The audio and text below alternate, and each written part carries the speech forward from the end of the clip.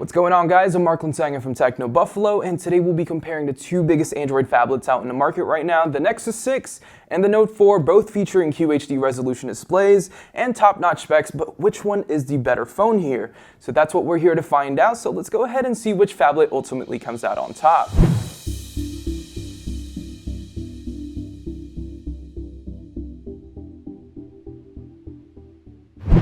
If you're a fan of big Android phones, you've got a slew of devices to choose from already. Samsung has definitely stepped up its design game in the past few months, giving the Galaxy Note 4 a completely premium look, with its all-metal frame and chamfered edges to the faux leather removable back. It's probably the best looking Samsung device out right now.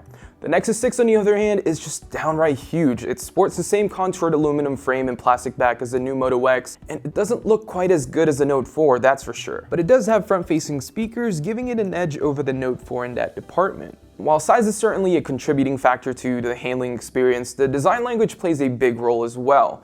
The flat size and texture back on the Galaxy Note 4 help keep the phone secure when holding one-handed, while the Nexus 6's hard plastic back and curved size make for a somewhat slippery experience, which is never a good thing, especially for a device this big. There's really not too much to complain about with either phone. They're both great looking devices. However, I feel like the Nexus 6 is just way too big for me, and I personally am a big fan of the blocky and rectangular design from the Note 4. It just feels much better, and I feel more confident holding the phone one-handed, whereas the Nexus 6, I feel like I'm always going to drop the phone, which is most certainly not a good thing. Now, while the difference between display size isn't that much, 5.7 inches on the Note 4 and 5.96 inches on the Nexus 6, you won't really notice a difference in clarity or sharpness between these two devices since both feature QHD resolution displays. However, the differences lie on their screen technology. Google opted to use AMOLED to ensure a punchy and colorful experience with good contrast, while Samsung opted to use Super AMOLED to give users even better contrast ratio, brighter screens, and better color saturation. If you're not a fan of the super high saturation on the Galaxy Note 4, you do have the ability to adjust the color profile to your liking, something not possible with the Nexus 6. Bottom line, both displays are gorgeous and you honestly can't go wrong with either one, but if I were to choose between the two, I'd choose the Note 4 just because I can tone down the color profile to my liking. When it comes to the camera, Google's direction with the stock camera app in the Nexus 6 is pretty clear. It's simple and straight to the point. It only offers a few shooting modes and no manual controls whatsoever. In contrast, the Galaxy Note 4 takes a completely different approach and offers a slew of shooting modes and controls to give users more options when shooting. On paper, it sounds like the 16 megapixel camera on the Galaxy Note 4 is far superior to the Nexus 6's 13 megapixel shooter, but that's not really true at all. Both snap pictures really quick, and in terms of photo quality, it's a pretty close one. Shots were contrasty and not too overly saturated, and images were sharp, though I feel like Samsung tends to over-sharpen every image I took, which I don't like very much. In video, both can record in 4K and both look absolutely gorgeous, but the Note 4 can tap to focus, whereas the Nexus 6 can't.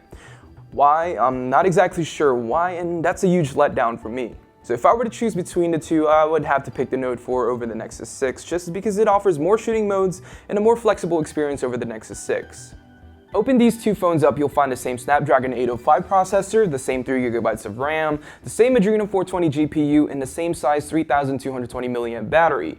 When it comes to overall hardware and performance, both devices should be pretty much an even match as they pack the exact same specs. And in our testing, we played games, browsed the web, and watched a few episodes on Netflix. We didn't really notice any major slowdowns. If there was lag, it was on the Note 4 when using multi-window or quickly switching between apps. And battery life on these two are incredible too. Both would last a full day, maybe even more, doing everyday tasks like we mentioned earlier. And that's pretty impressive for smartphones with such a large and high-resolution displays.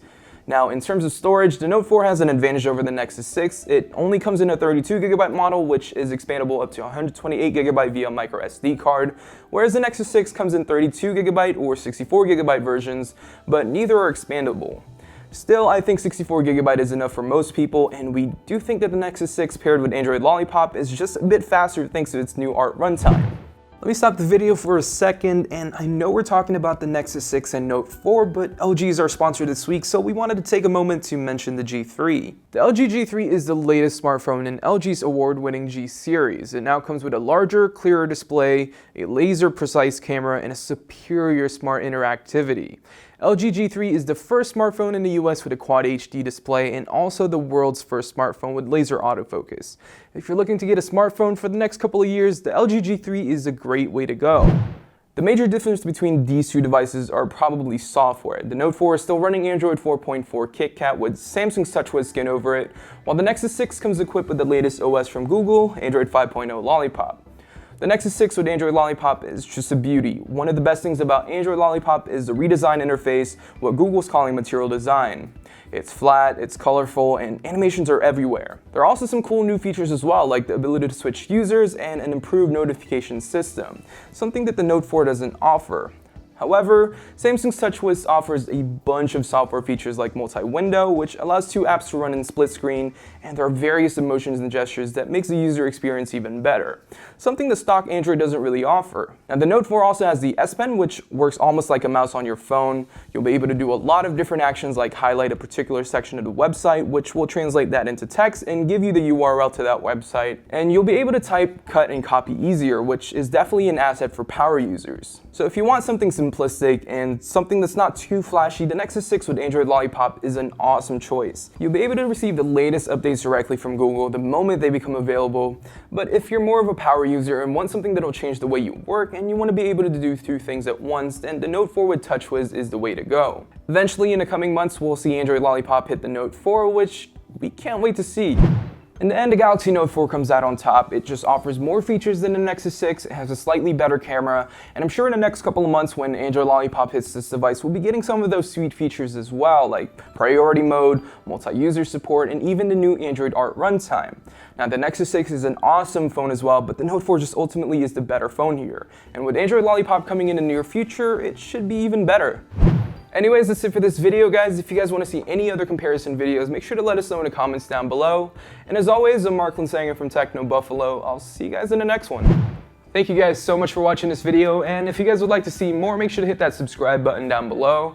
And we'd like to play video games every now and then in this office, so make sure to check us out at twitch.tv/technobuffalo, and we hope to see you guys there.